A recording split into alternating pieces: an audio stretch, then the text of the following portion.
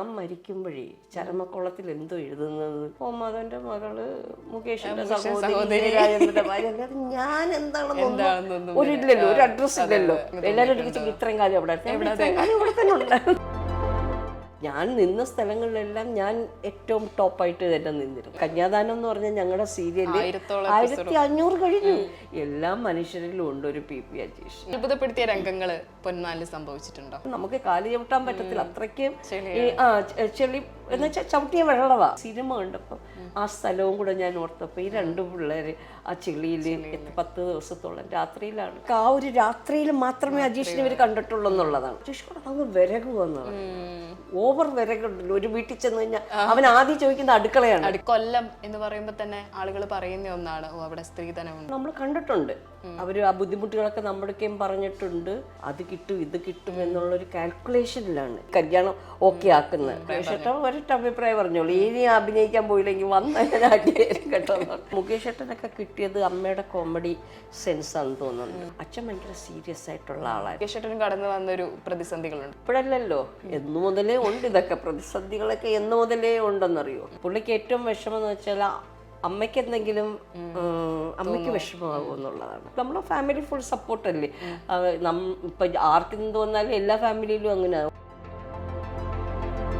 പൊന്മാൻ OTT-യിൽ എത്തിയതോടെ സമൂഹ മാധ്യമങ്ങളിലെല്ലാം ചർച്ചയായിക്കൊണ്ടിരിക്കുന്നത് സന്ധ്യ രാജേന്ദ്രൻ എന്ന നടിയാണ്. നമസ്കാരം ചേച്ചി. നമസ്കാരം. ശരിക്കും ചേച്ചിയോട് പറയുമ്പോൾ തന്നെ പൊന്മാനിലെ എനിക്ക് ഓർമ്മ വരുന്ന ആദ്യത്തെ രംഗം എന്ന് പറയുന്നത് ആദ്യരാത്രി. ആ ഒരു ആദ്യരാത്രിയുടെ സമയത്ത് പെട്ടെന്ന് അവിടേക്ക് വരുന്ന അമ്മ ദയനീയമായിക്കൊണ്ട് മകളുടെ ആ ഒരു റൂമിൻ്റെ മുന്നിൽ നിൽക്കുന്ന ഒരു അമ്മയുടെ ആ ഒരു ദൃശ്യം ഇപ്പോഴും എനിക്ക് ചേച്ചി കാണുമ്പോൾ തന്നെ ആദ്യം ചോദിക്കാൻ തോന്നുന്നത് ആ ഒരു രംഗം തന്നെയാണ്. ശരിക്കും ചലഞ്ചിങ് ആയിരുന്നില്ലേ അത്തരത്തിലൊരു രംഗം ചെയ്യുമ്പോൾ? തീർച്ചയായിട്ടും. ആ സമയം ശരിക്കും പറഞ്ഞ കഥ എപ്പോഴാണോ നടക്കുന്നത് അതേ സമയത്ത് തന്നെയാണ് ഷൂട്ട് ചെയ്തത്. അപ്പം എന്താ പറയുക, കാലവും അന്തരീക്ഷവും എല്ലാം കറക്റ്റായിട്ട് വന്നു. പിന്നെ നമ്മളെ ആക്ടർ പ്രിപ്പയർ കറക്റ്റായിട്ട് വന്നാൽ മതി.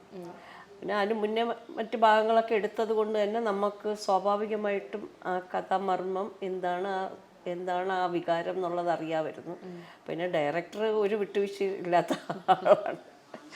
അപ്പോൾ അത് കുറേ ടേക്കൊക്കെ എടുത്തതാണ്. കാരണം ആ വരുമ്പോൾ ഉള്ളൊരു ഫോഴ്സ് ഉണ്ട്. പക്ഷെ പെട്ടെന്ന് തന്നെ അവർ ദയനീയതയിലോട്ട് പോകണം. അപ്പോൾ ആ ഫോഴ്സ് നമുക്ക് വന്ന് ഒരാളെ എതിർക്കുന്നതിന് മൈന്യൂട്ട് സെക്കൻഡ് അത്രയേ ഉള്ളൂ. അത് കഴിഞ്ഞാൽ പിന്നെ മറ്റേ ദയനീയതയിലേക്ക് അവർ പോകണം, നിസ്സഹായാവസ്ഥയിലേക്ക് പോകണം. ഒരു മകളുടെ ആദ്യരാത്രിക്ക് ആ മുറിക്ക് കാവൽ നിൽക്കേണ്ടി വരുന്ന ഒരു അമ്മയുടെ ഗതികേട് ഭയങ്കരമാണല്ലോ. അപ്പം അത് ശരിക്കും പറഞ്ഞാൽ എനിക്കും വളരെ ഇഷ്ടപ്പെട്ടൊരു രംഗമായിരുന്നു അഭിനയിക്കുമ്പോൾ. അതുപോലെ തന്നെയായിരുന്നു അവിടെ ഫുഡ് കഴിച്ചുകൊണ്ടിരിക്കുന്ന ഒരു രംഗം. കണ്ണ് നിറഞ്ഞിരിക്കുകയാണ് കഴിക്കുക. അപ്പോൾ അവിടെ ഒന്ന് ചോദിക്കുന്നുണ്ട്, അമ്മ കഴിക്കുന്നില്ലേന്ന് ചോദിക്കുമ്പോൾ വിശക്കുന്നില്ല എന്ന് പറയുന്ന ഒരു അവസ്ഥയൊക്കെ ഉണ്ടല്ലോ. ശരിക്കും പറഞ്ഞാൽ ആ രംഗങ്ങളൊക്കെ ചെയ്യുമ്പോൾ ചേച്ചി നാടകത്തിലൂടെ വന്നയാളാണ്. എങ്കിൽ കൂടിയും ആ ഒരു രംഗം അഭിനയിക്കുമ്പം ചേച്ചി ഫേസ് ചെയ്തിട്ടുള്ള കാര്യങ്ങൾ എന്തൊക്കെയായിരുന്നു? ഫേസ് ചെയ്തിട്ടുള്ള കാര്യങ്ങൾ എന്ന് പറഞ്ഞാൽ നമ്മൾ ജീവിതത്തിൽ ഇത്തരം പല ഘട്ടങ്ങളും നമ്മൾ കണ്ട് അനുഭവിച്ചിട്ടുണ്ട്. എന്നുവെച്ചാൽ എൻ്റെ ജീവിതത്തിൽ ഞാൻ സ്വയം അനുഭവിച്ചതല്ല, നമ്മുടെ ചുറ്റുപാടും നമ്മളത് കണ്ടിട്ടുണ്ട്. പിന്നെ പലരും ആ നിസ്സഹായാവസ്ഥ നമ്മളോട് പറഞ്ഞിട്ടുണ്ട്. അപ്പോൾ ഇത് എല്ലായിടത്തും നടക്കുന്ന കാര്യങ്ങളൊക്കെയാണ്. ഈ പറഞ്ഞ സമയത്ത് ഇത് കൊടുക്കാൻ പറ്റാതെ വരുന്ന ഒരു വാക്ക് പറഞ്ഞു പോയി. ഈ വാക്കിനൊക്കെ ഭയങ്കര എന്താ പറയുക വ്യവസ്ഥ. പക്ഷേ ഇതിനകത്തൊരു വലിയൊരു ഡയലോഗുണ്ട്, വ്യവസ്ഥയൊക്കെ ഒരു അവസ്ഥയുടെ ഭാഗമാണ്. അവസ്ഥ വരുമ്പോൾ ഈ ഇതൊക്കെ അങ്ങ് പോകും. പക്ഷെ ആ ഡയലോഗ് നമുക്ക് സിനിമയിൽ ഉൾപ്പെടുത്താൻ പറ്റില്ല, പക്ഷെ നോവലിലുണ്ട്. അതേപോലെ ഇതൊരു വാക്ക് പറഞ്ഞു പോയി, ഇവർക്കത് പാലിക്കാൻ പറ്റുന്നില്ല. പാലിച്ച കാര്യം തന്നെ ഇത് ഈ പറഞ്ഞ കണക്ക് സ്വർണം തിരിച്ചെടുക്കാൻ ഒരാൾ നിൽക്കുന്നുണ്ട്. അപ്പോൾ അതിൻ്റെയൊക്കെ ഉള്ള ആ ഒരു ടെൻഷൻ ഉണ്ടല്ലോ. ഒന്നും പച്ചവെള്ളമല്ല, തുമ്മിനീരിറങ്ങിയില്ല ആ സമയം. പിന്നല്ലേ ഈ കൊണ്ടുവെക്കുന്ന പൊറോട്ട ഇറച്ചി ഇറങ്ങുന്നത്. ആ ഒരു ക്യാരക്ടറിനെ കുറിച്ച് ചേച്ചിയോട് പറയുമ്പം, അതായത് ചേച്ചി നാടകങ്ങളിലൊക്കെ സജീവമാണെങ്കിൽ കൂടിയും സിനിമകളിൽ ചേച്ചി അധികം ഇല്ല. ആ സമയത്ത് ഈ ഒരു ക്യാരക്ടർ ചേച്ചിയെ തേടി വരുമ്പം അല്ലെങ്കിൽ ചേച്ചിയിലേക്ക് എത്തുമ്പം സംവിധായകൻ ചേച്ചിയോട് പറഞ്ഞിട്ടുള്ളത് എന്തായിരുന്നു ഈ ക്യാരക്ടറിനെ കുറിച്ച്? സംവിധായകൻ ഒന്നേ പറഞ്ഞോളൂ, ഇത് വന്ന് നമ്മളോട് പറഞ്ഞിങ്ങനെ സിനിമ സംവിധാനം ചെയ്യുന്നു. അപ്പം ഞാൻ അനുഗ്രഹിക്കാനായിട്ടൊക്കെ തയ്യാറെടുത്തിരിക്കുകയാണ്. അപ്പം ഇവർ ഈ ബുക്ക് തന്നിട്ട് പറഞ്ഞു, ഇതാണ് ബുക്ക്, ഇതാ ഈ ചേച്ചി സിനിമയാക്കുന്നതെന്ന് പറഞ്ഞപ്പോൾ നോക്കിയപ്പോൾ ഇന്ദു ഗോമൻ നമുക്ക് ഇഷ്ടപ്പെട്ട എഴുത്തുകാരനാണ്. അപ്പം ഞാൻ ഇത് വായിക്കണം എന്ന് മനസ്സിൽ വിചാരിക്കും, ഇത് വായിക്കണം. അപ്പം ഇവൻ ബുക്ക് തന്നിട്ട് ഇവൻ എൻ്റെ പറഞ്ഞു, ഇതിൽ ആഗ്നസിൻ്റെ ക്യാരക്ടർ ചേച്ചിയാണ് ചെയ്യുന്നത് കേട്ടോ. അതെനിക്കൊരു ഭയങ്കര ഷോക്കായി. നമ്മൾക്ക് ഇത് വായിച്ചപ്പോൾ തന്നെ അവൻ്റെ മനസ്സിൽ ആദ്യം ഓടിയെത്തിയതും ആദ്യം ഫിക്സ് ചെയ്തതും എന്നെയാന്ന് പറഞ്ഞു. അപ്പം നമ്മളെ ഒരാൾ അത്രയും വിശ്വാസം അർപ്പിക്കുമ്പോൾ അത് നമുക്ക് വലിയൊരു എന്താ പറയുന്നത് ബാധ്യതയുമാണ്, പക്ഷെ ഭയങ്കര അഭിമാനവുമാണ്. അപ്പം ആ ആൾക്ക് ഒരു കോട്ടം പോലും തട്ടരുത്. ഈ ആളെ കൊണ്ടുവന്ന് അഭിനയിപ്പിച്ചിട്ട് മോശമായെന്ന് പറയാൻ പാടില്ല. അതുകൊണ്ട് കഠിനമായ ഒരു പരിശ്രമം എൻ്റെ ഭാഗത്തുനിന്നും ഉണ്ടായിരുന്നു. ശരിക്കും ആ രംഗത്ത് ചേച്ചിക്ക് കൂടുതൽ രംഗമുള്ളത് ബേസിലുമായിട്ടാണ്. ഇപ്പോ തന്നെ സമൂഹ മാധ്യമങ്ങളിലൊക്കെ പറയുന്നുണ്ട്, നിങ്ങൾ രണ്ടുപേരും നടത്തിയിട്ടുള്ള പ്രകടനങ്ങളെ കുറിച്ച് പറയുന്നുണ്ട്. അതുപോലെ തന്നെ ബേസിലിനെ കുറിച്ചും ആളുകൾ പറയുന്നുണ്ട്. പൊതുവിൽ ബേസിൽ അഭിനയിക്കുന്നതിൽ നിന്ന് വ്യത്യസ്തമായി പല ഭാവങ്ങളും ഇതിൽ ചെയ്തിട്ടുണ്ട് എന്നൊക്കെ പറഞ്ഞ് അഭിപ്രായങ്ങളും വരുന്നുണ്ട്. അപ്പൊ ശരിക്കും പറഞ്ഞ ചേച്ചിയും ബേസിലും തമ്മിലുള്ള ഒരു ഗിവ് ആൻഡ് ടേക്ക് ആയിട്ട് പലപ്പോഴും ഫീൽ ചെയ്തിട്ടുണ്ട്. ബേസിൽ ശരിക്കും നമ്മളോട് ഭയങ്കരമായിട്ട് എന്താ പറയുന്നത് നല്ലപോലെ സഹകരിച്ചിരുന്നു.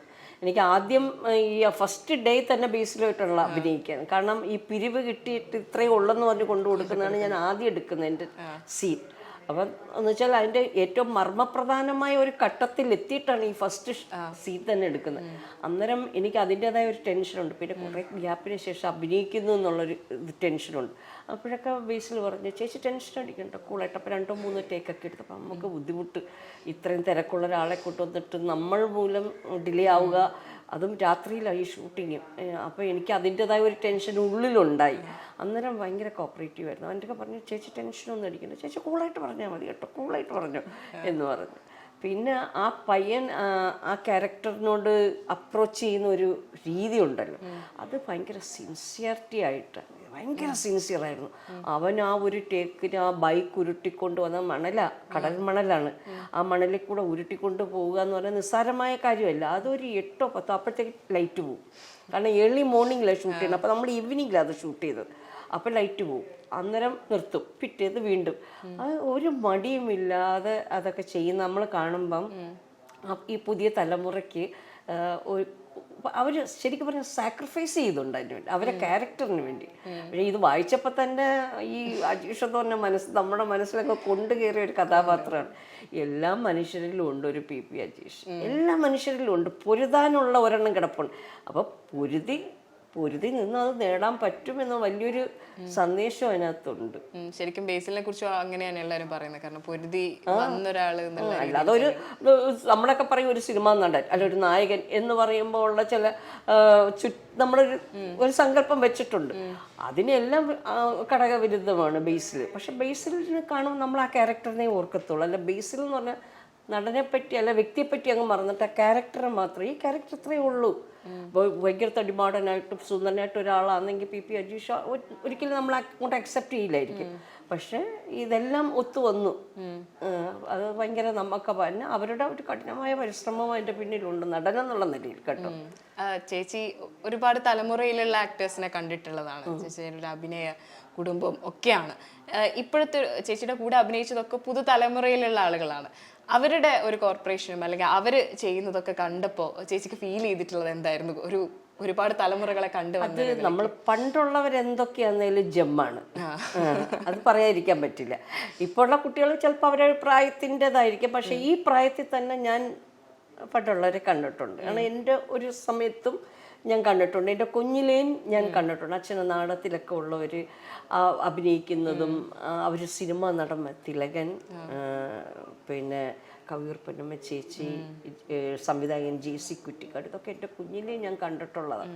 പിന്നെ അവർ സിനിമയിലായിട്ട് ഇതിലെ കൂടെ പാസ് ചെയ്ത് അപ്പോൾ ഓടി ഇവിടെ വരും എൻ്റെ അമ്മൂമ്മയെ കാണാനായിട്ട്. അമ്മൂമ്മ ഒരുപാട് പേർക്ക് ഭക്ഷണം കൊടുത്തിട്ടുള്ള, അപ്പോൾ അമ്മൂമ്മയെ കാണുമെന്ന് പറഞ്ഞ് ഓടി വരും. അപ്പോൾ ഞങ്ങളെ കുഞ്ഞുങ്ങളോടൊക്കെ അത്ര വാത്സല്യമൊക്കെ ആയിരുന്നു. പക്ഷെ അവരൊക്കെ അന്ന് കാണിച്ചിരുന്ന ഒരു ഡെഡിക്കേഷൻ ഉണ്ടല്ലോ, ആ ഒരു എന്ന് വെച്ചാൽ ചെറിയ സൗകര്യങ്ങളേ ഉള്ളൂ, കംപ്ലൈൻറ്റുകളില്ലായിരുന്നു. പിന്നെ ഇടക്കാലത്ത് ഈ സൗകര്യങ്ങൾ ഇവർക്ക് കൂടുതലായി. അത് കാലത്തിനനുസരിച്ചുള്ള മാറ്റങ്ങളായിരിക്കും. അന്നേരമൊക്കെ ഈ ഡിമാൻഡുകൾ കൂടുതൽ സുഖങ്ങൾ കൂടുതൽ കിട്ടുമ്പോൾ പ്രൊഫഷൻ കുറച്ച് മറക്കുന്നു എന്നുള്ളൊരു സംശയമുണ്ട്. ഇപ്പോഴത്തെ പിള്ളേർക്ക് പിന്നെ എല്ലാം കളിയും ചെയ്യും തമാശ. ഞാൻ പറഞ്ഞ കണക്ക് എപ്പോഴും ഈ യൂത്തുമായിട്ട് ഭയങ്കര അടുപ്പമാണ്. നമ്മുടെ സെറ്റിലുള്ളതായാലും മകൻ്റെ കൂട്ടുകാരായാലും വന്നു കഴിഞ്ഞാൽ ഞാൻ അവരോട് വളരെ ഫ്രണ്ട്ലി ആയിട്ടാണ്. അപ്പോഴേ നമുക്ക് ഇവരുടെ പൾസ് എന്താണെന്നുള്ളത് നമുക്ക് മനസ്സിലാവും. ഇവരെന്താണ് തിങ്ക് ചെയ്യുന്നത്. നമ്മൾ ചിന്തിക്കുന്ന ആ ഏജിലെ ചിന്ത ആയിരിക്കത്തില്ല ഇവർക്ക്. ഇവർ കുറച്ചുകൂടെ ഈസിയാ പ്രശ്നങ്ങളൊക്കെ. നമ്മൾ ഇതെങ്ങനെ പരിഹരിക്കും എന്ന് വിചാരിക്കുമ്പോൾ അവർ പറയും പരിഹരിക്കാൻ പറ്റില്ല, വിട്ടേ, എന്തിനാ എൻ്റെ പുറകിൽ പോകുന്നതെന്ന് പറയും. നമുക്കാണെ അത് കഷ്ടപ്പെട്ട് പരിഹരിക്കണം. പക്ഷെ ഇപ്പോഴത്തെ തലമുറ പറയുന്നത് എന്തിനാ സമയം മെനക്കെടുത്തത്, വിട്ടേക്ക്, പുതിയ കാര്യത്തിലേക്ക് കടക്കൂ എന്നാണ് പറയുന്നത്. അപ്പൊ അങ്ങനെയുള്ള ഒരു ഈസിനെസ് ഉണ്ട് അവർക്ക്. അത് ഈ അവരെ പ്രൊഫഷനിലും കൂടെ ആ ഈസിനെസ് നല്ല എന്താ പോസിറ്റീവായിട്ട് വരട്ടെ. ഇപ്പൊ അതിൽ കുറെ ഫൈറ്റ് സീനും കാര്യങ്ങളൊക്കെ ഉണ്ടായിരുന്നു. ചേച്ചി അത്ഭുതപ്പെടുത്തിയ രംഗങ്ങള് പൊന്മാനിൽ സംഭവിച്ചിട്ടുണ്ടോ? ഉണ്ട്. പൊന്മാനിൽ ഇവരുടെ എനിക്ക് ഏറ്റവും ഇത് ചെളിയിലുള്ള 10 ദിവസം കൊണ്ട് ഷൂട്ട് ചെയ്യുന്ന പറഞ്ഞ ഒറിജിനൽ ചെളിയാണ്. അപ്പൊ ഇത് വായിക്കുമ്പം കുറച്ചും കൂടെ ഭീകരമായിരുന്നു അത്. പക്ഷെ അത് നമുക്ക് ചിത്രീകരിക്കാൻ പറ്റില്ല. കാരണം ആ സമയമാകുമ്പോൾ ഈ മൺട്രോത്തുരുത്ത് എന്ന് പറഞ്ഞ ചതുപ്പ് സ്ഥലമാണ്. അപ്പൊ അവിടെ ഒരു സൈസ് ഈ പുഴുക്കളെ പോലുള്ളൊരു മീനുമല്ല, അങ്ങനത്തെ ഒരു ജീവി. അതെല്ലാം തറയുന്ന ഇങ്ങനെ പൊന്തി വരും. നമുക്ക് ചവിട്ടാൻ പറ്റില്ല എന്ന് പറഞ്ഞു. ഇതിങ്ങനെ പൊന്തി വന്നുകൊണ്ടിരിക്കും. അപ്പൊ അങ്ങനെയുള്ളൊരു സ്ഥലത്താണ് അജേഷ് ഒളിച്ചു താമസിക്കുന്നതും അവിടേക്കാണ് മരിയാനോ വരുന്നതും. അങ്ങനെയുള്ള സ്ഥലത്താണ് അവരുടെ സ്റ്റണ്ടും കാര്യങ്ങളൊക്കെ. പക്ഷെ അത് നമുക്ക് പ്രായോഗികമല്ല. അതുകൊണ്ട് അവർ ആ ചെളിയിൽ നമുക്കത് അവിടെ പോയി ഷൂട്ട് ചെയ്യാൻ പോലും നമുക്ക് കാല് ചവിട്ടാൻ പറ്റത്തില്ല. അത്രയ്ക്കും ചെളി എന്ന് വെച്ചാൽ ചവിട്ടിയ വെള്ളവാ, അങ്ങനത്തെ ഒരു സ്ഥലമാണ്. അപ്പൊ അവിടെ മനുഷ്യർ ജീവിക്കുന്നില്ലേ, അതിനോടെല്ലാം അവര് എന്താ പറയുന്നത് യോജിച്ച് അവര് ഒരു കംപ്ലൈന്റും ഇല്ലാതെ ആ സ്ഥലത്ത് അവർ ജോലി ചെയ്ത് സന്തോഷകരമായി ജീവിക്കുന്ന മനുഷ്യരെയാണ് നമ്മൾ കണ്ടത്. നമുക്ക് ഉദാരമായി എല്ലാ കാര്യങ്ങളും അവർ ചെയ്തു തരുന്നുണ്ട്. അപ്പൊ ഒന്ന് ആലോചിച്ച് നോക്ക്, ഏത് സാഹചര്യത്തിലായാലും മനുഷ്യൻ ജീവിക്കാൻ ഉദ്ദേശിച്ചാൽ അവിടെ ജീവിക്കാൻ പറ്റും. അപ്പൊ നമ്മളങ്ങോട്ട് ചെല്ലുമ്പോഴേ ഉള്ളു പ്രശ്നം. പക്ഷെ എന്നാലും സിനിമ കണ്ടപ്പോൾ ആ സ്ഥലവും കൂടെ ഞാൻ ഓർത്തപ്പോ ഈ 2 പിള്ളേര് ആ ചെളിയിൽ 10 ദിവസത്തോളം രാത്രിയിലാണ്, പകലല്ല, രാത്രി മാത്രം പറയുന്നുണ്ടായിരുന്നു. ശരിക്കും ചളിയിൽ മുങ്ങി കിടന്നിട്ടായിരുന്നു ശ്വാസകോശത്തിൽ മൂക്കിലും ഒക്കെ കയറിക്കാണ്, ചെവിയിലൊക്കെ. ഞാനത് ആലോചിക്കും. ഈ അഭിനയിച്ച് വരുമ്പോൾ നമ്മൾ അതൊന്നും ശ്രദ്ധിക്കത്തില്ലല്ലോ, ചെളി എവിടൊക്കെ കയറുക. പക്ഷെ അത് കണ്ടപ്പോൾ എനിക്ക് ഭയങ്കരമായിട്ട് അവരോട് ഭയങ്കര എന്താ പറയുന്നത്, ഇത്രയും അവർ സിൻസിയർ ആയിരുന്നല്ലോ എന്ന് ഓർത്തപ്പോൾ അഭിമാനം തോന്നി കുട്ടികളോട്. അതുപോലെ തന്നെ ചേച്ചി നിസ്സഹായത മാത്രമല്ലല്ലോ, അതില് മകനെ ചവിട്ടിയിടുന്ന ഒരു രംഗമുണ്ട്. ശരിക്കും ഒറ്റ ചവിട്ടിലാണ് താഴെ വീഴുന്നത്. ആ രംഗം എങ്ങനെയായിരുന്നു? അതെടുത്തപ്പോഴത്തേക്ക് ഞാൻ ഇവനിങ്ങനെ ഈസി ആയിട്ട് ഇത് കിടക്കുമല്ലേ, അന്നേരം ഞാൻ ചെന്നിട്ട് എനിക്കൊരു പേടിയുണ്ട്. ഞാൻ പറഞ്ഞു മോനെ ചവിട്ടങ്ങണം കൊള്ളൂ. അപ്പൊ അവൻ പറഞ്ഞു ചവിട്ടിക്കോ, ധൈര്യമായിട്ട് ചവിട്ടിക്കോ, കുഴപ്പമില്ലെന്ന് പറഞ്ഞു. അപ്പൊ ഞാൻ ഈ ആദ്യത്തെ ചവിട്ടി ഇവനത് തെറിച്ചു വീണു ഫസ്റ്റ് ടേക്കിൽ തന്നെ. അന്നേരം എൻ്റെ വിചാരം എൻ്റെ ചവിട്ട് കൊണ്ടിട്ടാണോ ഇവ വീണെന്നുള്ളൊരു സംശയം വന്നു. ഞാനപ്പോൾ ഓടിച്ചെന്ന് ഇങ്ങനെ പിടിച്ചിട്ട് ഞാൻ ചേച്ചി ചവിട്ട് കൊണ്ടോ? ഇല്ല ചേച്ചി കറക്റ്റായിരുന്നു, ഞാൻ വീണതാണെന്ന് പറഞ്ഞു. പക്ഷെ കണ്ടാൽ തോന്നില്ല കറക്റ്റായിട്ട് ചവിട്ട് കൊണ്ട് വീണാണ്. പിന്നെ ഇത് സിനിമ വന്നപ്പോൾ എല്ലാവരും പറഞ്ഞു അത് ചേച്ചിക്ക് നിസ്സാരമായി, ഇവിടെ മോനെ അവൻ എന്തെങ്കിലും കുറുമ്പ് കാണിക്കുമ്പോഴത്തേക്ക് ചേച്ചി ചെയ്തിട്ടുള്ള. ഞാൻ പറയും ഞാൻ ചവിട്ടും എന്ന് പറഞ്ഞിട്ടുണ്ട്, പക്ഷെ ചവിട്ടിയിട്ടില്ല. ഞാൻ പറഞ്ഞിട്ടുണ്ട് ഇവൻ്റെയൊക്കെ, നീ അങ്ങനെ ചെയ്ത് നിനക്കൊരു ചവിട്ട് തന്നാലുണ്ടല്ലോ എന്നൊക്കെ പറയുമെങ്കിലും പക്ഷെ അവന്റെ കൂട്ടുകാരെല്ലാരും കളിയാക്കി. ഇത് ഒറിജിനൽ, ഇത് അമ്മയ്ക്ക് നല്ല ശീലമാണ്. അതുപോലെ ഇത് ശരിക്കും നടന്നൊരു കഥയാണെന്നാണ് പറയുന്നത്. അജേഷ് എന്ന് പറയുന്ന കഥാപാത്രമൊക്കെ ശരിക്കും ഉള്ളതാണെന്ന്. ആ അമ്മയും ശരിക്കുള്ള കഥാപാത്രമാണ്. അതേക്കുറിച്ച് എന്തെങ്കിലും ചേച്ചിയോട് പറഞ്ഞിട്ടുണ്ടോ? പറഞ്ഞിട്ടുണ്ട്. പക്ഷെ അജീഷ് മിസ്സിങ്. അജീഷിനെ പറ്റി അവർക്ക് ആ ഒരു രാത്രിയിൽ മാത്രമേ അജീഷിനെ ഇവർ കണ്ടിട്ടുള്ളൂ എന്നുള്ളതാണ്. ഈ ഒരു ഗ്രൂപ്പ് ഇങ്ങനൊരു കല്യാണം ഉണ്ടെന്ന് ഈ പറഞ്ഞ കണക്ക് ഒരു കല്യാണം ഉണ്ടെങ്കിൽ അവിടെ പോയി ഭക്ഷണം കഴിക്കാൻ, വെള്ളം അടിക്കാൻ എന്ന് പറയുന്ന ഒരു യൂത്ത്. അപ്പൊ അന്ന് ഒരാള് സംവിധായകനായിരുന്നു അല്ലേ? സംവിധായകനായിരുന്നു. ഇവരെല്ലാരും കൂടെ പോവാണ് അവിടെ. അതിൽ രാജേഷ് ശർമ്മയാണ് ഈ യേശുക്രിസ്തു. രാജേഷ് ശർമ്മയെ വിളിച്ചിട്ടാണ് ഇവർ ഇത്രയും പോകുന്നത്.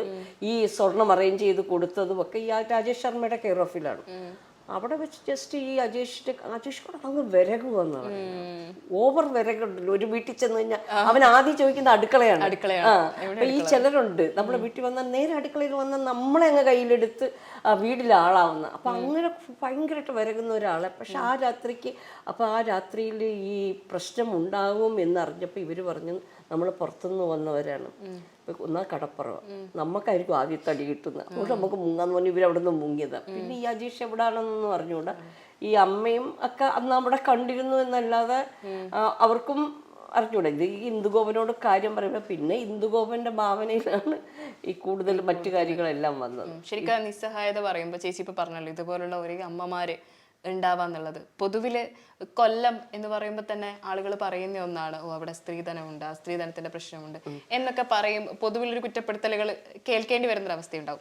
ചേച്ചി ഇതുപോലെ അനുഭവിച്ചിട്ടുള്ള ഏതെങ്കിലും അമ്മമാരെ ശരിക്കും കണ്ടിട്ടുണ്ടോ? ഇതുപോലെ നമ്മുടെ വീട്ടിൽ വരുന്നവരും അങ്ങനെയൊക്കെയുള്ള നമ്മൾ കണ്ടിട്ടുണ്ട്. അവർ ആ ബുദ്ധിമുട്ടുകളൊക്കെ നമ്മുടെയൊക്കെയും പറഞ്ഞിട്ടുണ്ട്. പ്രത്യേകിച്ച് ഇതേപോലുള്ള സാഹചര്യത്തിൽ ജീവിക്കുന്ന സ്ത്രീകൾ, അവർക്കാണ് ഈ ബാധ്യത ഭയങ്കര. എല്ലാം മനക്കോട്ടയാണല്ലോ, അത് കിട്ടും ഇത് കിട്ടും എന്നുള്ളൊരു കാൽക്കുലേഷനിലാണ് ഇവരും. ഈ ഒരു കാൽക്കുലേഷനിലാണ് ഇവർ ഈ കല്യാണം ഓക്കെ ആക്കുന്നത്. അല്ല ഒരിക്കലും നടക്കില്ല എന്നറിഞ്ഞെങ്കിൽ ആ സ്ത്രീ കൈ കൊടുക്കില്ലായിരിക്കും. പക്ഷെ അവർക്കൊരു പ്രതീക്ഷയുണ്ട്, അവർ കൊടുത്തത് തിരിച്ചു വരുമല്ലോ, അപ്പൊ ഇത് കറക്റ്റ് ആയിരിക്കും എന്നുള്ളത്. പക്ഷെ അതും നടക്കാതെ പോകുമ്പോൾ, കാൽക്കുലേഷൻ തെറ്റിപ്പോകുമ്പോഴാണ് ഈ സ്ത്രീക്ക് ആദ്യം കയറുന്നത്. പിന്നെ ഒരു ഒരു ബോട്ടുടമയുടെ ഭാര്യയായിരുന്നു ഇവര്. അന്തസ്സ് വിടാൻ പാടില്ല. പിള്ളേരെ രണ്ടിനെയും നല്ലപോലെ പഠിപ്പിച്ചിട്ടുണ്ട്. പിന്നെ ഈ അനിയത്തി നല്ല ലെവലിലാണ് ജീവിക്കുന്നത്. എന്നിട്ടും അവരൊരു ഹോട്ടലിൽ പാത്രം കഴുകി, നമ്മൾ ലാസ്റ്റ് കാണിക്കുന്ന അവരൊരു ചെറിയ ഹോട്ടലിൽ ചെറിയൊരു ചായക്കടയിലെ പാത്രം കഴുകാണ്. ഈ പാത്രം കഴുകുന്ന അവർക്ക് ജീവിക്കാൻ വേണ്ടിയിട്ടല്ല, അവന്റെ കടം വിട്ടണം എന്നുള്ളതാണ് ഉദ്ദേശം. അവന്റെ കടം എങ്ങനെയെങ്കിലും എന്ത് പണി ചെയ്താൽ, കാരണം മകൻ വീട്ടില്ലെന്നറിയാം, അപ്പൊ മകളുടെ സമാധാനമായിട്ട് ജീവിക്കണം എന്ന് വിചാരിച്ചിട്ടാണ് അങ്ങനെ ഒരു പണിക്ക് വരെ ആ സ്ത്രീ പോകുന്നത്. അതിലൊരു സീൻ ഉണ്ടായിരുന്നു, മകള് ചേട്ടനോട് പറയുന്നത് പാർട്ടിക്ക് വേണ്ടി നടന്നിട്ട് ഒന്നും ചെയ്തില്ല എന്ന് പറയുന്നത്. അപ്പോ സോഷ്യൽ മീഡിയ ആ സമയത്ത് നമുക്ക് ശരിയാണല്ലോ ഈ ചേട്ടനൊന്നും ചെയ്തില്ലല്ലോ ചോദിച്ചപ്പോഴും സോഷ്യൽ മീഡിയ ചോദിക്കുന്നത്, ഇങ്ങനെ ചോദിക്കുന്ന ആ പെൺകുട്ടിക്ക് പണിക്ക് പോയിക്കൂടായിരുന്നോ എന്നാണ് സോഷ്യൽ മീഡിയ ചോദിക്കുന്നത്. അവൾ ആ സ്വർണം കണ്ട് എല്ലാരും മുറി നിറങ്ങിയപ്പോ അവളുടെ ആ സ്വർണത്തിനോടുള്ള ഒരു കൊതി കാണിക്കുന്നുണ്ട്. സാധാ പെണ്ണാണ് അവള്. ഇതൊക്കെ ഇട്ടു ഒരുങ്ങി അവക്കൊരു ജോലിക്കൊക്കെ പോവാം. ഒന്നുമില്ല, 4 പിള്ളേരെ ഇരുത്തി പഠിപ്പിക്കാമല്ലോ അവൾക്ക്. അതുപോലും ചെയ്യുന്നില്ല. ഇവരെല്ലാം ഇത്തിൽക്കണ്ണിയെ പോലെ ഇങ്ങനെ പറ്റി നിന്നു അങ്ങനെ ജീവിച്ചു പോകുന്നവരാണ്. പക്ഷെ എന്നാലും ഒരു ഘട്ടം എത്തിയപ്പോൾ അവൾക്കൊരു തീരുമാനമെടുക്കാനുള്ള അതാ പറഞ്ഞത്, നമ്മുടെ എല്ലാം ഉള്ളിൽ ഉള്ള പി അജീഷാണത്. അജീഷ് എന്ന് പറയുന്ന ഒരു ശക്തിയാണ്, ഉള്ളിലുള്ളൊരു ശക്തിയാണ്. ആ ശക്തി യഥാർത്ഥ സമയത്ത് നമ്മൾ തിരിച്ചറിഞ്ഞ് പുറത്തോട്ടെടുക്കുമ്പോൾ നമ്മൾക്ക് ആ പ്രശ്നം സോൾവ് ചെയ്യാൻ പറ്റും. അവൾ നിസ്സാരമായിട്ട് അത് ഈ പറഞ്ഞ കണക്ക് അല്ലെങ്കിൽ എന്തെല്ലാം സംഭവിക്കുക, അവളെ കൊന്നേനെ. ഒരടിക്കില്ല അല്ലെ, ഭർത്താവിന്റെ ഒരടിക്ക് അവളില്ല, അവളെ കൊന്നേനെ ചിലപ്പോൾ. പക്ഷെ അവൾ അവിടുന്ന് ഈ സാധനം ഇയാൾക്ക് തിരിച്ചു കൊടുക്കുകയും ജീവിതത്തിൽ ഒരു പുതിയ തീരുമാനം എടുക്കുന്നു. അജീഷിന്റെ കൂടെ നമ്മളൊക്കെ വിചാരിക്കും അജീഷിന്റെ കൂടെ പോകുന്നൊന്നും ഇല്ല, അത് നമുക്ക് വിട്ടു തന്നിരിക്കുകയാണ്. നമ്മുടെ നമുക്ക് തീരുമാനിക്കാന്നുള്ള നിലയിലേക്ക് ഇപ്പോഴത്തെ എന്ന് പറഞ്ഞാൽ ഒരു നിലവിലുള്ള ഒരു യൂത്ത് ആണെങ്കിൽ അവൾക്ക് അവൻ്റെ കൂടെ പോകണമെന്നൊന്നും ഇല്ല. അവൾക്ക് വേണമെങ്കിൽ പോയി പറഞ്ഞ കണക്ക് പഠിച്ച പെണ്ണാണെന്ന് പറഞ്ഞ് ജോലി എടുക്കാം, എന്തെങ്കിലും ജോലി എടുത്ത് ജീവിക്കാം. അപ്പൊ അങ്ങനെയൊക്കെയുള്ള തീരുമാനങ്ങൾ എടുക്കാം. ഇപ്പൊ സമൂഹ മാധ്യമങ്ങളിൽ ചേച്ചിയാണ് താരം. ചേച്ചിയെ കുറിച്ച് ഇങ്ങനെ സംസാരിക്കുന്നുണ്ട് ആളുകൾ. ഇത് കഴിഞ്ഞ് ചേച്ചി ഈ പോസ്റ്റുകളൊക്കെ കാണുന്നുണ്ടോ? ചേച്ചിയെ കുറിച്ച് പറയുന്നതും അഭിപ്രായങ്ങൾ പങ്കുവെക്കുന്നതും കാണുന്നൊക്കെ ഞാനും ഷെയർ ചെയ്യും. അവര് പറഞ്ഞിട്ടുണ്ട് എൻ്റെ അടുക്കെ, ചേച്ചി അത്രയും ഷെയർ ചെയ്യണം, അത്രയും റീച്ച് സിനിമയ്ക്ക് കിട്ടുമല്ലോ, അപ്പൊ അത്രയും വരുന്നതൊക്കെ ചേച്ചി ഷെയർ ചെയ്യണേന്ന് പറയും. അപ്പൊ ഞാൻ പറഞ്ഞു ശരി. ഞാൻ സാധാരണ ഇങ്ങനെ ഈ ഫേസ്ബുക്കിലൊക്കെ ഷെയറിങ്ങും ഒരു ലൈക്ക് കൊടുക്കും എന്നല്ലാതെ അതിനൊരു മറുപടി പോലും എനിക്ക് എഴുതാൻ ഒരു മടിയാണ് സാധാരണ.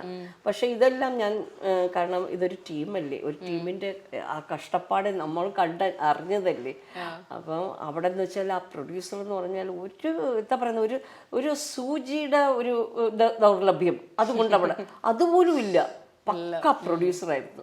എല്ലാവർക്കും ഒരേ കണക്ക് നല്ല എന്താ പറയുക എല്ലാ സൗകര്യങ്ങളും അങ്ങനത്തെ ഒരു സ്ഥലം. ഈ ചൂട് ഉപ്പ് കാറ്റ് വീശുന്ന സ്ഥലം. മറ്റിടത്തെന്ന് പറഞ്ഞാൽ അങ്ങോട്ട് ചവിട്ടിക്കഴിഞ്ഞാൽ നമുക്ക് പച്ചവെള്ളം കുടിക്കാൻ തോന്നാത്ത ഒരു സ്ഥലം. അപ്പം അങ്ങനെയൊക്കെ ഉള്ളിടത്ത് ഒരു കംപ്ലൈൻറ്റും ഇല്ലാതെ അത്രയും ആ ഒരു ക്രൂ നിൽക്കുകയും അതിനെല്ലാം സംവിധാനങ്ങളും സൗകര്യങ്ങളും ചെയ്തു കൊടുക്കുന്ന ഒരു പ്രൊഡ്യൂസർ. ഒരു നല്ലൊരു പ്രൊഡ്യൂസർ ഉണ്ടെങ്കിൽ ഇതൊക്കെ നടക്കുള്ളൂ. അല്ലാതെ ടെൻഷൻ അടിക്കുന്ന ഒരു പ്രൊഡ്യൂസറാണെങ്കിൽ ഇങ്ങനെ ഒരു പ്രോജക്റ്റ് മുമ്പോട്ട് പോവില്ല. അടുത്തത് ചേച്ചി ചിലപ്പോൾ കേട്ടും അടുത്തൊരു ചോദ്യമായിരിക്കും.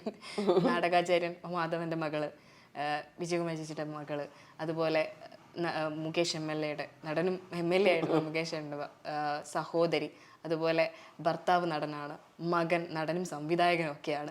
എന്നിട്ടും ചേച്ചി സിനിമയിൽ ഭയങ്കരമായിട്ടൊരു ഗ്യാപ്പ് എടുത്ത പോലെ ഫീൽ ചെയ്തിട്ടുണ്ട്. അധികം സിനിമകളൊന്നും ചെയ്യുന്നില്ല. അതുപോലെ ഇപ്പൊ സീരിയൽ പ്രൊഡക്ഷനിലേക്കൊക്കെ പോയി. ഞാൻ കേട്ടിട്ടുണ്ട് ഒരു കാലത്ത് 2 സിനിമകളിലടക്കം ചേച്ചി ആദ്യ കാലത്ത് നായികയാക്കാൻ വേണ്ടി ആളുകൾ വന്നിരുന്നു എന്നുള്ളത്. ഒരേ സമയം 2 സിനിമകളിലടക്കം വന്നിരുന്നു. എന്നിട്ടും അതൊന്നും ആ സമയത്തൊന്നും യൂസ് ചെയ്യാതിരിക്കുകയും പിന്നീട് ഗ്യാപ്പ് ഇട്ട് ഇപ്പോൾ കുറേ വർഷങ്ങൾക്ക് ശേഷം ഒരു വരവ് നടത്തുകയൊക്കെ ചെയ്തത് എന്തുകൊണ്ടായിരുന്നു? അങ്ങനൊന്നുമില്ല. സിനിമ നമുക്ക് വേണ്ടാന്നൊന്നും വെച്ചിട്ടൊന്നുമല്ല. അന്നത്തെ ഉള്ള സാഹചര്യങ്ങൾ കൊണ്ടാണ്. ആദ്യം എന്നെ സിനിമയിൽ 2 സിനിമയിൽ നായികയാക്കാൻ വരുന്ന സമയം ഞാൻ പഠിച്ചുകൊണ്ടിരിക്കുകയാണ്. ഞാൻ കോളേജിൽ പഠിക്കുന്ന സമയം. അപ്പോൾ പഠിത്തം വിട്ടിട്ട് അച്ഛൻ പോകാൻ സമ്മതിക്കില്ല. നമുക്കും താല്പര്യമില്ലായിരുന്നു. അപ്പോൾ പഠിത്തം കളയുക പറഞ്ഞാൽ പിന്നെ പഠിക്കാൻ പറ്റില്ല. എനിക്കറിയാം എൻ്റെ ലൈഫിൽ ഞാൻ ഒന്ന് ബ്രേക്ക് ചെയ്താൽ ഞാൻ എൻ്റെ മകനോടും പറയും, മകനാന്നേ 1-ാം ക്ലാസ് മുതൽ അഭിനയിക്കണം എന്ന് പറഞ്ഞ് നടക്കുന്നത്. അപ്പം ഞാൻ പറഞ്ഞു, ഇല്ലല്ല 10 വരെ പഠിക്കണം, 10-ാം ക്ലാസ് ഇനി നമുക്ക് അഭിനയിക്കാമോ? ഇല്ല അവന് +2. അപ്പം +2-ൽ പഠിക്കുമ്പോൾ അവന് രഞ്ജിത്തിൻ്റെ ഒരു ഫിലിമിൽ ഇവനെ നായകനായിട്ട് രഞ്ജിത്തൊക്കെ പറഞ്ഞു, നമുക്ക് ആ പ്രായമാണ് വേണ്ട, ടീനേജാണ് മോൻ, +2 അല്ലേ, അവനെ വിടുകൂടിയെന്ന് ചോദിച്ചു. ഞാൻ പറഞ്ഞു എങ്ങനെ നോന്ന് രഞ്ജിത്തിനോട് പറയും, എനിക്ക് ടെൻഷനായി. ഞാൻ ഇവൻ്റെ പറയും ഇവൻ ഫോട്ടോ കൊടുക്കുന്ന അയക്കാം. ഞാനപ്പം മുകേഷ് ഏട്ടനൊക്കെ പറഞ്ഞു, മുകേഷ് ഏട്ടൻ നമ്മളിവനെ വിട്ട പിന്നെ ഇവൻ പഠിക്കില്ല, ഇവൻ +2-ൽ നിന്ന് പോകും, പിന്നെ ഇവൻ പഠിക്കില്ല, അത് എനിക്ക് ഉറപ്പാന്ന് പറഞ്ഞു. അപ്പം പിന്നെ എന്തോ അത് സ്കിപ്പായിപ്പോയി. ആ പ്രോജക്റ്റ് പോയി പഠിച്ചു. ഡിഗ്രി ഞാൻ പറഞ്ഞു ഡിഗ്രി കഴിയട്ടെ, ഡിഗ്രി കഴിച്ചു. ഞാൻ പറഞ്ഞു പോസ്റ്റ് ഗ്രാജുവേഷൻ MB എടുക്കണം. അത് അങ്ങനെ പോയിട്ട് IMT-ന്ന് അയാൾക്ക് സെലക്ഷൻ കിട്ടി. IMT-ന്ന് MB എടുത്തിട്ട് അപ്പം അവൻ പറഞ്ഞു, അമ്മ ഇനി നോന്ന് പറയല്ലേ, ഞാൻ ഇനി 2 വർഷത്തേക്ക് ഞാൻ ട്രൈ ചെയ്യട്ടെ എന്ന് പറഞ്ഞു. അപ്പം 2 വർഷം എന്ന് പറഞ്ഞു. പിന്നെ ഞാൻ വിളിച്ച ഓരോരുത്തർക്കും ഓരോ ഇഷ്ടങ്ങളുണ്ട്, നമ്മളിത് ഇതാക്കണ്ട. അതേപോലെ എനിക്കും ഈ പറഞ്ഞ കണക്ക് സിനിമ ഇഷ്ടക്കേടുണ്ടായിട്ടൊന്നുമല്ല, നമ്മുടെ സാഹചര്യമായിരുന്നു. കല്യാണമൊക്കെ കഴിഞ്ഞിട്ടുണ്ടെങ്കിൽ പിന്നെ അച്ഛന് പെട്ടെന്ന് സുഖമില്ലാതെ വന്നപ്പം ഈ നാടകം എന്ന് പറഞ്ഞാൽ അവർക്ക് അത്രയും കഷ്ടപ്പെട്ടുണ്ടാക്കിയൊരു പ്രസ്ഥാനമായിരുന്നു. അത് ഷട്ടറിടാൻ അച്ഛനങ്ങ് തീരുമാനിച്ചു, നിർത്താൻ തീരുമാനിച്ചു. പക്ഷെ ഞാൻ വിചാരിച്ചു നമ്മൾ ഈ നാടകമൊക്കെ പഠിച്ചിട്ട് അത് നിർത്തുക എന്ന് പറഞ്ഞൊരു വിഷമം. അപ്പം തൽക്കാലം അത് ഏറ്റെടുത്തു, അത് കൊണ്ടുപോയി. അപ്പം അത് വീണ്ടും തഴച്ചു വളരുന്ന കാണുമ്പോൾ നമുക്ക് സന്തോഷം.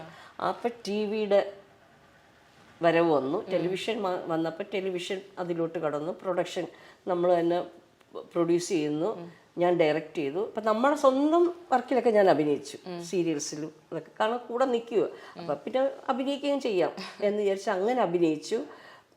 അഭിനയിച്ചാലും എനിക്ക് ഇഷ്ടമുണ്ടെങ്കിൽ മാത്രമേ, എനിക്ക് ആ ക്യാരക്ടർ ഇഷ്ടമായാലേ ഞാൻ അഭിനയിക്കുള്ളൂ കേട്ടോ. അതൊക്കെ അഭിനയിച്ചു. അപ്പോഴാണ് ഈ പരസ്യ രംഗങ്ങൾ, ഈ ടെലിവിഷനിലൊക്കെ പരസ്യങ്ങൾ വന്നു. അന്നേരം ആ ഒരു വിങ് തുടങ്ങി. പിന്നെ പരസ്യചിത്രങ്ങൾ നിർമ്മിക്കുകയും സംവിധാനം ചെയ്യുകയും അത് വിതരണം ചെയ്യുകയും ആ ഏജൻസി അത് നല്ലപോലെ കൊണ്ടുപോകുന്നുണ്ട്. പ്രൊഡക്ഷൻ കൊണ്ടുപോകുന്നുണ്ട്, നാടകം കൊണ്ടുപോകുന്നുണ്ട്. അപ്പം ഇതെല്ലാം കൊണ്ടുപോകുമ്പോൾ ഇത് നമ്മുടെ ശ്രദ്ധ മൊത്തം ഇതിനകത്തായി. അന്നേരം ഈ ഉള്ളിലുള്ള ദാഹം അതങ്ങനെ നമ്മളങ്ങനെ ഒതുക്കി നിർത്തി. അനുകൂലമായ ഒരു സമയം വന്നു. അപ്പം അതിന് മുന്നേ തന്നെ ഇവിടെ എൻ്റെ മകൻ്റെ വൈഫ് എന്നോട് പറഞ്ഞു, അമ്മ അങ്ങനെ അഭിനയിക്കാതിരിക്കരുത്, അമ്മയ്ക്ക് ഏറ്റവും ഇഷ്ടമുള്ള അഭിനയിക്കാൻ അമ്മ അഭിനയിക്കണം. അമ്മ എന്ത് നോക്കുന്നത്, ഇനിയിപ്പം അച്ഛൻ്റെ കാര്യം മോൻ്റെ കാര്യം എന്നൊന്നും പറഞ്ഞിട്ടുള്ള ബിസിനസ് അവരൊക്കെ നോക്കട്ടെ, അമ്മ അഭിനയിക്കണം കേട്ടോ അമ്മ. എന്നിട്ട് ഒരു ദിവസം ഞാൻ വെറുതെ പറഞ്ഞു, അല്ല ഞാൻ മരിക്കുമ്പോഴേ ചരമക്കോളത്തിൽ എന്തോ എഴുതുന്നത്. അപ്പം ഇവരെല്ലാവരും എന്ത്, അല്ല ഞാൻ ഇങ്ങനെ പറയും, മാധവന്റെ മകള് മുകേഷിന്റെ സഹോദരി രാജേന്ദ്രന്റെ ഭാര്യ. അല്ലാതെ ഞാൻ എന്താണെന്നൊന്നും ഒരില്ലല്ലോ, ഒരു അഡ്രസ് ഇല്ലല്ലോ. ഇത്രയല്ലേ ഉള്ളു, നിങ്ങളുടെയൊക്കെ കെയർ ഓഫ് അല്ലേ എഴുതുള്ളൂ, അത് പോരല്ലോ എന്നിങ്ങനെ പറഞ്ഞു. അപ്പൊ എല്ലാരും തമാശക്ക് പറഞ്ഞു.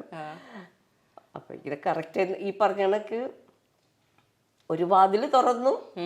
ആ വാതിൽ നമുക്ക് ജീവിതത്തിൽ ഒരു എപ്പോഴെങ്കിലും ഒരു വാതായനം തുറക്കും. ബുദ്ധിയുള്ളവൻ അത് കയറി മുമ്പോട്ട് പോവുക. പക്ഷേ എൻ്റെ കാര്യങ്ങളെല്ലാം ഒപ്പം കൊണ്ടുപോവുകയും വേണം.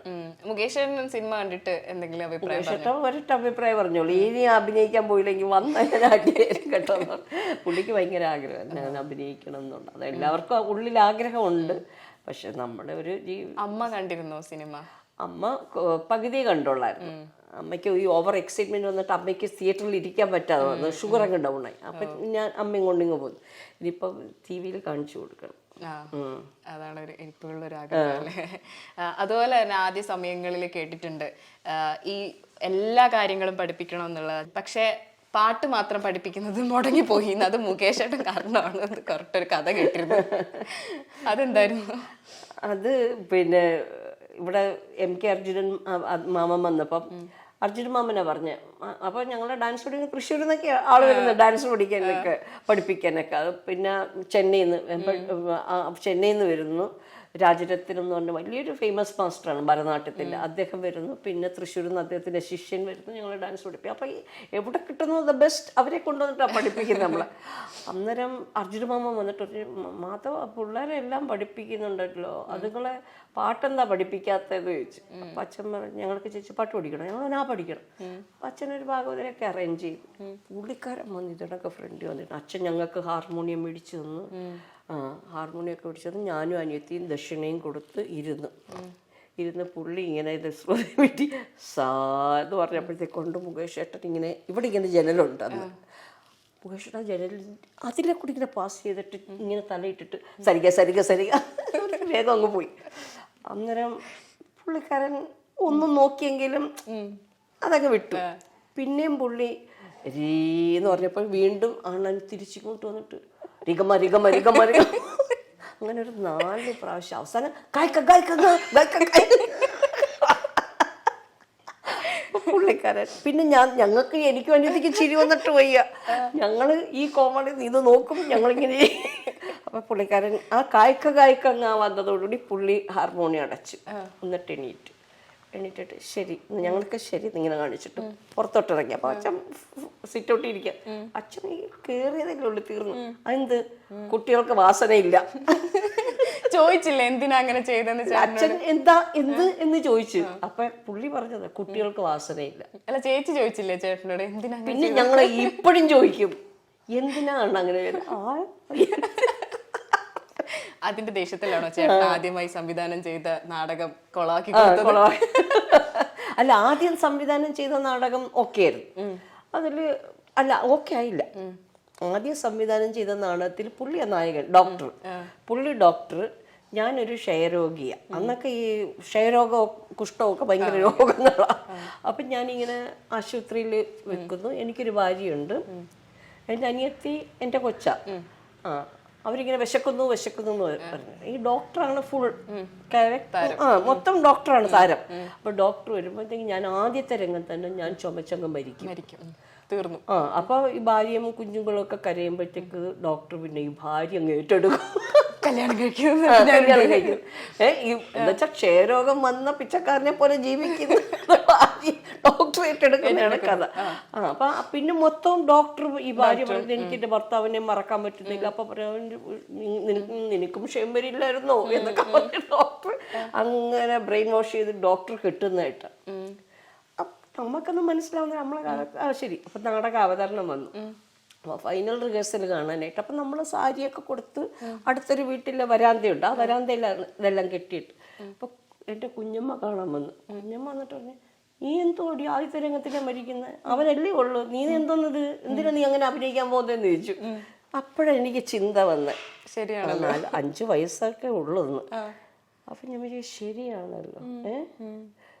അപ്പം ഞാൻ മനസ്സിലാച്ചു എന്നാൽ പിന്നെ ഞാൻ കാണിച്ചു കൊടുത്തിട്ടുള്ള കാര്യം. അപ്പോൾ വന്നു നാടകം തുടങ്ങി. ആൾക്കാരുണ്ട് കാണാൻ, എല്ലാവരും വന്നിരിക്കുക കാണാനായിട്ട്. അന്നേരം ഞാനിങ്ങനെ ചുമച്ച് ഞാൻ മരിക്കത്തില്ല, ചുമച്ച് അപ്പോൾ സൈഡിൽ നിന്നാണ് മരിക്കടി. അപ്പം ഞാൻ ചുമച്ച് ജന്മം ചെയ്തിട്ട് ഞാൻ മരിക്കുന്നില്ല. അവസരം ഭാര്യ പറയാം മരിച്ചോ ഞാൻ ചത്താലും മരിക്കില്ല. അങ്ങനെ ആളുകൾ ചിരിച്ച് കർട്ടനിട്ട് നാടകം കുളവായി. അതിനുശേഷം അണ്ണൻ പറഞ്ഞു ഇനി ഇവളെ വെച്ച് ഒരു നാടകം ചെയ്യില്ല. അമ്മയെ കുറിച്ച് പറയുമ്പോൾ ഞങ്ങൾക്ക് എൻ്റെ ഒരു ജനറേഷനൊക്കെ പെട്ടെന്ന് ഓർമ്മ വരുന്നത് ചോട്ടാ മുംബൈയിലെ അമ്മയുടെ ഒരു ക്യാരക്ടർ, പിന്നെ മിഴി രണ്ടിലൊക്കെയുള്ള ക്യാരക്ടേഴ്സാണ്. ശരിക്കും അതൊക്കെ ചെയ്യുമ്പോൾ ചോട്ടാ മുംബൈയിലൊക്കെ ചെയ്യുമ്പോൾ മുടിയൊക്കെ കെട്ടിവെച്ചിട്ടുള്ള ആ രംഗമൊക്കെ ഓർമ്മിക്കുമ്പോൾ ഭയങ്കര ചിരി വരാറുണ്ട്. നമ്മൾ കാണിക്കുന്നത് ഭയങ്കര കുട്ടിത്തം പോലെ കാണിക്കുന്നതൊക്കെ. ആ രംഗങ്ങളൊക്കെ അഭിനയിച്ചതിനെ കുറിച്ചൊക്കെ എപ്പോഴെങ്കിലും സംസാരിക്കും? എല്ലാരും ചോട്ടാ ബോംബെയൊക്കെ കൂടുതലും നന്ദനത്തിലെ ക്യാരക്ടറാണ് എല്ലാവരും പറയുന്നത്. ഇപ്പം ഈ സോഷ്യൽ മീഡിയയിലൊക്കെ അത് കട്ട് ചെയ്ത് ഇടുന്നുണ്ട് അമ്മയുടെ അത്. അമ്മയ്ക്ക് പിന്നെ അമ്മയെന്ന് പറഞ്ഞാൽ ഒരു എന്താ പറയുന്നത് ഗോഡ് ടച്ചഡ് ഒരു ആക്ട്രസ് ആണ് കേട്ടോ. ഒന്നും അവരെ ഉള്ളിൽ നിന്ന് അത് പെട്ടെന്നാണ് വരുന്നത്, സ്പോണ്ടേനിയസ് ആയിട്ടാണ് ക്യാരക്ടർ ആവുന്നത്. അത് നമ്മളൊക്കെ അത്ഭുതം. നമുക്കൊന്നും ആ ലെവലിൽ എത്താൻ പറ്റില്ല. ഒരുപാട് നാടകങ്ങളിലൊക്കെ അഭിനയിച്ച ഒരാളിൽ നിന്ന് നമ്മൾ പ്രതീക്ഷിക്കുന്നതിനേക്കാൾ എത്രയോ അപ്പുറത്തേക്കാണ് കോമഡി രംഗങ്ങൾ കൈകാര്യം ചെയ്തത്. എനിക്കൊന്ന് മുകേഷ് ഏട്ടനൊക്കെ കിട്ടിയത് അമ്മയുടെ കോമഡി സെൻസ് ആണെന്ന് തോന്നുന്നുണ്ട്. അത് നമുക്ക് എല്ലാവർക്കും വന്നിട്ടുണ്ട് ആ ഒരു ടേസ്റ്റ്. മകനും മുകേഷ് ഏട്ടൻ്റെ മക്കൾക്കൊക്കെ കിട്ടിയിട്ടുണ്ട്. അച്ഛൻ ഭയങ്കര സീരിയസ് ആയിട്ടുള്ള ആളായിരുന്നു. പക്ഷെ എന്നാലും അഭിനയിക്കും, കോമഡിയൊക്കെ അച്ഛൻ അഭിനയിക്കും നടൻ എന്നുള്ള നിലയ്ക്ക്. പക്ഷെ ജീവിതത്തിൽ ഭയങ്കര സീരിയസാണ് അച്ഛൻ. അമ്മ വളരെ കുറച്ച് സംസാരിക്കാറുള്ളൂ. അച്ഛൻ അപ്പം ഒരു അച്ഛനോടൊരു ഇൻ്റർവ്യൂവിൽ ചോദിച്ചു, പിന്നെ അമ്മ ഇങ്ങനെ കുഞ്ഞു കുട്ടികളുടെ സ്വഭാവമാണ്. അപ്പോൾ പറഞ്ഞു ഇങ്ങനെ കുറച്ചുകൂടെ പക്വമതിയായ ഒരാളായിരുന്നെങ്കിൽ എന്ന് തോന്നിയിട്ടുണ്ടോ? അച്ഛൻ പറഞ്ഞു ഇതായതുകൊണ്ട് ഞങ്ങൾ സുഖമായിട്ട് ജീവിക്കുന്നു. പക്വതയൊക്കെ ആയിരുന്നെങ്കിൽ അച്ഛനെ ചോദ്യം ചെയ്യുമല്ലോ. ഇതൊന്നും ഇല്ല. അച്ഛൻ എന്ത് പറയുന്നു അതൊക്കെ അമ്മയ്ക്ക് അമ്മ അവിടെ വിശ്വസിക്കുകയും ചെയ്യും. ഒരു പ്രാവശ്യം ഇതണക്ക് അച്ഛന് ഒരു നമ്മളുമായിട്ട് എന്തോ ഒരു ചെറിയ പണക്കം ഉണ്ടായിരുന്നു. ഒരു ബന്ധുവായിരുന്നു. അപ്പം മരിച്ചെന്ന് പറഞ്ഞപ്പോഴത്തേക്ക് അമ്മ പറഞ്ഞു അയ്യോ മരിച്ചുപോയി, മാഞ്ചേട്ടനൊന്ന് പോവോ? അച്ഛൻ പറഞ്ഞു പിന്നെ പോവാതെ. അച്ഛൻ പോയിട്ട് വന്നപ്പോഴത്തേക്ക് എന്തായി മാഞ്ചേട്ടാന്ന് ചോദിച്ചപ്പോൾ അച്ഛൻ പറഞ്ഞു അയാൾക്ക് ആ പിണക്കം മാറിയില്ലെന്ന് തോന്നുന്നു, ഒന്നും മിണ്ടിയില്ല. അമ്മ അയ്യോ കണ്ടോ, അത്രയും ഉള്ള അമ്മയുടെ ആ ഒരു ബുദ്ധിയും കാര്യങ്ങളും. അച്ഛൻ എന്ത് പറയുന്നു അത് വിശ്വസിക്കുക, അതാണ് അമ്മയുടെ ലോകം. അപ്പം അച്ഛൻ മരിച്ചു കഴിഞ്ഞ് ഞങ്ങൾ വിചാരിച്ചു എങ്ങനെയാണ് അമ്മ ഇനി ജീവിതം. ഞാനും മുകേഷ് ഏട്ടനും കൂടെ പറഞ്ഞു നമുക്ക് ഇനിയിപ്പോൾ ആരാ നമുക്ക് മറ്റത് എന്തുകൊണ്ട് അച്ഛനുണ്ടല്ലോ എന്നുള്ളൊരു ധൈര്യമായി. എന്ത് കാര്യമായാലും അച്ഛനുണ്ട്, അത് പരിഹരിക്കാൻ എന്നുള്ളൊരു ധൈര്യം ഉണ്ടായിരുന്നു. ഞങ്ങൾ രണ്ടുപേരും കൂടി ഇതണക്ക് ഇവിടെ ഇങ്ങനെ ഇരുന്നിട്ട് മുകേഷ് ഏട്ടൻ എൻ്റെ ചോദിച്ചു നമ്മളിനി എന്തോ ചെയ്യൂടി, അച്ഛനില്ലല്ലോ. ഞാനും പറഞ്ഞു നമ്മൾ തന്നെ നമ്മുടെ കാര്യമൊക്കെ നോക്കണം, തീരുമാനങ്ങൾ എടുക്കണമല്ല, അതിനുള്ള സമയം ഇപ്പം ആ സമയം വന്നു എന്ന് പറഞ്ഞു. പക്ഷെ ഞങ്ങൾ പോലും വിചാരിക്കാതെ അമ്മ 10 അച്ഛൻ ചേർന്ന് അത്രയും സ്ട്രോങ് ആയി എന്നുള്ള എല്ലാ കാര്യങ്ങളും നോക്കി എല്ലാ കാര്യങ്ങളും തീരുമാനിക്കും. ഇപ്പോഴും അമ്മയ്ക്ക് ഒരാളെ കണ്ടാൽ ഉടനെ മനസ്സിലാവും അയാൾ കണ്ണിങ് ആണോ നല്ലതാണോ, അധികം അടുപ്പിക്കേണ്ട, അത് നമ്മളെ പറ്റിക്കും. ഇതൊക്കെ അമ്മയ്ക്ക് എന്ന് വെച്ചാൽ ജീവിത പരിചയം കൊണ്ടാണ് അവർക്ക്. ഞാൻ ഇപ്പോൾ എല്ലാവരും പറയും, എൻ്റെ ഹസ്ബൻഡ് പറയും നിങ്ങളെക്കാളൊക്കെ പ്രാക്ടിക്കൽ ബുദ്ധിയുള്ളത് അമ്മയ്ക്കാന്ന് പറയും. വേഗം കാര്യം അമ്മയ്ക്ക് പിടികിട്ടും എന്ന് പറയും. പക്ഷെ അമ്മയ്ക്കിപ്പം ചെയ്തിട്ടില്ലെങ്കിലും കൊടുത്താലൊക്കെ അമ്മ അന്നേരം ഇപ്പോഴും അഭിനയിച്ചോളൂ. ഇപ്പൊ അഭിനയിക്കണം എന്നുള്ള ആഗ്രഹം അമ്മയ്ക്ക് ഉണ്ട്. അഭിനയിക്കാൻ വേണ്ടിയാ ജീവിച്ചിരിക്കും. അല്ലെങ്കിലൊക്കെ ഈ പ്രായത്തിലൊക്കെ ഈ പറഞ്ഞിടക്ക് കിടപ്പാവേണ്ട ആളാണ്. അപ്പം പുള്ളിക്കാരത്തി നമ്മളെ കൈ ഉഷാറായിട്ട് രാവിലെ ഗുഡ് മോർണിംഗ് എന്നൊക്കെ പറഞ്ഞിട്ട് രാവിലെ എണീറ്റ് വരുന്നു അഭിനയിക്കാൻ വേണ്ടിയിട്ട്. ഈ പ്രതിസന്ധികളെ തരണം ചെയ്യുന്ന കാര്യം പറയുമ്പം ഇപ്പം മുകേഷ് ഏട്ടനും കടന്നു വന്നൊരു പ്രതിസന്ധികളുണ്ട്. അദ്ദേഹം അതിനെ എങ്ങനെയാണ് തരണം ചെയ്യുന്നതെന്ന് കണ്ട് അറിഞ്ഞിട്ടുള്ള ഒരാൾ കൂടിയല്ലേ അദ്ദേഹം. എങ്ങനെയാണ് അദ്ദേഹം ആ പ്രതിസന്ധി ഘട്ടങ്ങളെയൊക്കെ തരണം ചെയ്തത്? ഇപ്പോഴല്ലല്ലോ, എന്നു മുതലേ ഉണ്ട് ഇതൊക്കെ. പ്രതിസന്ധികളൊക്കെ എന്നു മുതലേ ഉണ്ടെന്നറിയോ. പക്ഷെ കോളേജിൽ പഠിക്കുമ്പോൾ മുതലേ ഉണ്ട്. ഒരു ടീച്ചറെ കളിയാക്കിയെന്നും പറഞ്ഞിട്ട് ഡിസ്മിസ് ചെയ്യുമെന്ന് പറഞ്ഞു സ്കൂളിൽ. ടീച്ചർ ഭയങ്കരമായിട്ട് കംപ്ലൈൻറ്റ് കൊടുത്തു. അന്നൊക്കെ ടെൻഷൻ ഉണ്ടായിരുന്നു. അപ്പോൾ അവസാനം പ്രിൻസിപ്പൾ പറഞ്ഞു അച്ഛനെ വിളിച്ചോണ്ട് വന്നാൽ മതി എന്ന് പറഞ്ഞു. അപ്പം നമ്മുടെ ഒരു കസിനെ വിളിച്ചോണ്ട് പോയി അച്ഛനെന്നും പറഞ്ഞു. അന്നേരം അവിടെ വെച്ച് പറഞ്ഞു ഇല്ല പ്രിൻസിപ്പളിനെ അറിയാം, വെറുതെ വേണ്ടാത്ത പണി ചെയ്യണ്ടെന്ന് പറഞ്ഞു. അപ്പം അണ്ണനൊക്കെ ചോദിച്ചു നിൻ്റെ അച്ഛൻ നിൻ്റെ വീട് എവിടെയാന്ന് ചോദിച്ചപ്പോൾ അങ്ങ് വയലിൻ്റെ ഒക്കെ അപ്പുറത്താണ്. ഈ പ്രിൻസിപ്പളിൻ്റെ വീട് തൊട്ടപ്പുറത്തെ കാളിദാസാലയത്തിൻ്റെ ഇപ്പുറത്തെ പ്രിൻസിപ്പളിൻ്റെ വീട്. അപ്പോൾ പറഞ്ഞു ആണോ നിൻ്റെ അച്ഛൻ എന്താ ചെയ്യുന്നു? അച്ഛൻ കിടപ്പ വാതരോഗി. ആണോ? അപ്പൊ അച്ഛനെ വിളിച്ചോണ്ട് വരാൻ പറ്റത്തില്ല സാർ, കിടപ്പ, ഇനി ഞാനത് ചെയ്യില്ല കേട്ടോ എന്ന് പറഞ്ഞു. ഞാൻ അറിയാതെ കളിയാക്കിയതാന്ന് പറഞ്ഞു പോന്നു. അന്ന് വൈകുന്നേരം പ്രിൻസിപ്പൾ അച്ഛൻ്റെ അടുക്ക പറഞ്ഞു, മാധവൻ വാതരോഗമായിട്ട് കിടക്കും. അവൻ പറഞ്ഞു കേട്ടോ, അവൻ്റെ ഒക്കെ പറ, നമുക്കെല്ലാം നല്ലപോലെ അറിയാവുന്നത്, അവർക്ക് മര്യാദയ്ക്ക് പഠിക്കാൻ പറയുന്നു പറഞ്ഞു. പക്ഷെ ഒരു എന്ന് വെച്ചാൽ ആ ഒരു പ്രായത്തിൽ കാണിക്കാവുന്ന എല്ലാ കുസൃതികളും ഇതെല്ലാം തമാശയാണ്. അതെല്ലാം പിൽക്കാലത്ത് നമ്മൾ പറയുമ്പോഴൊക്കെ നമുക്കത് തമാശ കേൾക്കും, തമാശയായിട്ട് തന്നെ കണ്ടാൽ മതി. അപ്പോൾ അങ്ങനെയൊക്കെ ഉള്ള അന്നൊക്കെ അതൊക്കെ പരീക്ഷിച്ചു പോയി. എന്തൊക്കെയായാലും പക്ഷെ പെട്ടെന്ന് പുള്ളിയുടെ ഒരു സ്വഭാവം വെച്ചിട്ടെന്ന് പറഞ്ഞാൽ പെട്ടെന്ന് വിഷമം തട്ടും. പുള്ളിക്ക് ഏറ്റവും വിഷമം എന്ന് വെച്ചാൽ അമ്മയ്ക്ക് എന്തെങ്കിലും അമ്മയ്ക്ക് വിഷമമാകും എന്നുള്ളതാണ്. പിന്നെ അമ്മയും ഇപ്പം അതൊക്കെ രാഷ്ട്രീയമാണ്, അപ്പൊ അതൊക്കെ അങ്ങനെയൊക്കെ ഉണ്ടാവും എന്നൊക്കെ വിചാരിച്ചിട്ട് ആള് കൂളായിട്ട് എടുക്കുന്ന ഒരാൾ കൂടിയാണ്. പുറത്ത് കാണിക്കാറില്ല അങ്ങനെ. നമ്മൾ പിന്നെ നമ്മളെ ഫാമിലി ഫുൾ സപ്പോർട്ടല്ലേ. ഇപ്പൊ ആർക്കും തോന്നാലും എല്ലാ ഫാമിലിയിലും അങ്ങനെ ഒറ്റപ്പെടുത്തില്ലല്ലോ. അപ്പൊ എന്താ പറയുന്നത്, യേശു എന്താ പറഞ്ഞത്, ആട്ടുകൂട്ടത്തിൽ പോയപ്പോൾ ഒരാട് കുഞ്ഞാട് വഴിതെറ്റിയപ്പം ബാക്കിയുള്ളവരെ ഉപേക്ഷിച്ചിട്ട് അതിൻ്റെ പുറകിനാണ് യേശു പോയതെന്ന്. അതേപോലെ ഫാമിലിയിൽ ഒരാൾക്കൊരു കുഴപ്പമെന്നാൽ ഫുൾ ഫാമിലി അവർക്ക് വേണ്ടി നിൽക്കും. എല്ലാം കയ്യും മെയ്യും മറന്നിട്ട് അവരെ സപ്പോർട്ട് ചെയ്യും. അത്രയേ ഉള്ളൂ. ഇതൊക്കെ സ്വാഭാവികമാണ്, മനുഷ്യ ജീവിതമല്ലേ, പല കാര്യങ്ങളും വരും, അതെല്ലാം തരണം ചെയ്തല്ലേ പറ്റൂ. ഇപ്പോൾ കൂടുതൽ ഇപ്പൊ ചേച്ചി അഭിനയിക്കണം എന്നുള്ളൊരു ആഗ്രഹം പറഞ്ഞു കഴിഞ്ഞു. ആരെങ്കിലും പുതിയ ഓഫറുകളൊക്കെ തന്നോ ഇനി അഭിനയിക്കുന്ന കാര്യത്തിൽ? ഈ നിമിഷം വരെ ആരും, കാരണം സമൂഹ മാധ്യമങ്ങളിലൊക്കെ ഇത്രയും വരുന്നു. എല്ലാരും ചോദിക്കുന്നത് ഇതെങ്ങനെ ഞാൻ സാധിച്ചെടുത്തു എന്ന് ചോദിച്ചു. ഞാൻ പറഞ്ഞു, ഞാൻ സാധിച്ചെടുത്താല് ഇതൊക്കെ ഇങ്ങനെ വന്നതാണ്. എപ്പോഴെങ്കിലും തോന്നിട്ടോ മറന്നുപോയോ എന്നുള്ളത്? എപ്പോഴെങ്കിലും എല്ലാവരും ഇത്രയും കാലം ഇവിടെ തന്നെ ഉണ്ടായിരുന്നു, ഇത്രയും കാലം ഇവിടെ തന്നെ ഉണ്ടായിരുന്നു. പക്ഷെ ഞാൻ നിന്ന സ്ഥലങ്ങളിലെല്ലാം ഞാൻ ഏറ്റവും ടോപ്പായിട്ട് തന്നെ നിന്നിരുന്നു. ഞാൻ പ്രൊഡ്യൂസറായിരുന്നല്ലോ. പ്രൊഡ്യൂസർ എന്നുള്ള നിലയിൽ ഏറ്റവും നല്ല പ്രൊഡ്യൂസറാണ്. എന്ന് വെച്ചാൽ ഇപ്പൊ കന്യാദാനം എന്ന് പറഞ്ഞാൽ ഞങ്ങളുടെ സീരിയല് 1500 കഴിഞ്ഞു, 1500 ഓവർകം ചെയ്തു അതേ ആൾക്കാരെ വെച്ച്. അപ്പൊ പലരും പറയുന്നത് ഒരു 20-30 അല്ലെങ്കിൽ ഒരു 50 എപ്പിസോഡ് ആകുമ്പം ആർട്ടിസ്റ്റുകൾ പ്രശ്നമായിരിക്കും, അല്ലെങ്കിൽ ടെക്നിക്കൽ ക്രൂ പ്രശ്നമായിരിക്കും, മാറും, അങ്ങനെയൊക്കെയാ. അപ്പൊ ചാനൽ എന്ന് പറയുന്നത് ചേച്ചി ഇതെങ്ങനെ ഇവരിങ്ങനെ കൂട്ടി നിർത്തുന്നു. ഞാൻ പറഞ്ഞു, അത് നമ്മുടെ അച്ഛൻ അങ്ങനെയായിരുന്നു, നമ്മളത് കണ്ടല്ലേ വളർന്നത്. അച്ഛൻ എപ്പോഴും പറയും, ഒരാൾ നമ്മുടെ ഒരു കംപ്ലൈന്റ് പറഞ്ഞാൽ അവരെ ഭാഗം നിന്നിട്ട് കേൾക്കാം, അല്ല നമ്മുടെ ഭാഗത്ത് നിന്ന് കേൾക്കരുത്, നമ്മളതിൻ്റെ ഓണറാണ് എന്ന് പറഞ്ഞിട്ട് ധാർഷ്ട്യത്തോട് ആ ആളുടെ ചിലപ്പോൾ നൈമിഷികം മാത്രമായിരിക്കും വികാരം, നമ്മളത് കൂളായിട്ട് കേട്ടു, ശരി നമുക്ക് നോക്കാം. കുറച്ച് കഴിയുമ്പോൾ അവരത് മറന്നു പോകും, നമ്മളൊന്നും നോക്കിയിട്ടും ഉണ്ടാവില്ല, പരിഹരിച്ചിട്ടും ഉണ്ടാവില്ല. അപ്പം അത്രയേ ഉള്ളൂ. കലാകാരന്മാരെന്ന് പറഞ്ഞാൽ പെട്ടെന്ന് ഇമോഷൻ ആവുന്നവരാണ്, പെട്ടെന്ന് ഈഗോ ഉണ്ടാവും അവർക്ക്. അപ്പോൾ അതങ്ങനെ അതന്നേരം അത് ശരിയാണ്, ആണോ അങ്ങനാണോ, ശരി നമുക്ക് നോക്കാം കേട്ടോ എന്ന് പറഞ്ഞാൽ മതി. അതവർക്ക് ഭയങ്കര ഒരു സാറ്റിസ്ഫൈഡ് ആവും അവർ.